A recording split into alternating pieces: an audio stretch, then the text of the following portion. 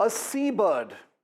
A seabird found with a Chinese GPS tracker not far from India's biggest naval base at Karwar in coastal Karnataka. That's the bird right there. Has sparked a media frenzy today about Chinese espionage, with several media outlets wondering if this is a spy bird sent thousands of miles from China to check out where India keeps major components of its Western naval fleet. So spy bird headlines flew thick and fast, and yes, let's say this up front, the bird itself and the tracker are very likely innocent. Hate to disappoint you, but there's a false alarm here. Migratory birds are often tagged by researchers. This was probably not a feathered James Bond, but there is a catch. Here is the uncomfortable truth, my friends.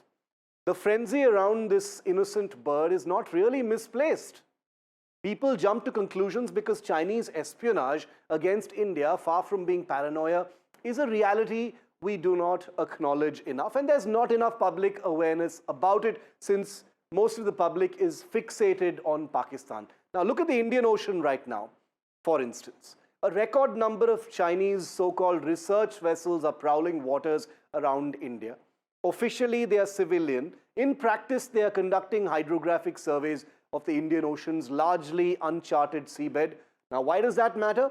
Because seabed mapping is critical for submarine operations, and submarines are China's greatest future power projection tool in the Indian Ocean region. Not to mention, these ships serve as very useful listening outposts in an ocean where India, remember, is the primary operator. India has also tracked Chinese missile tracking ships operating nearby, expecting to quietly soak up data on Indian missile tests. Now, these are not accidents by any stretch. These are deliberate intelligence collection missions. Closer home, the threat has moved into cyberspace and has been for a while now. For instance, recently in the news, a Chinese cyber surveillance organization called Warp Panda has been found to be getting inside cloud environments that are used by Indian government and private agencies, posing a potential strategic and economic threat.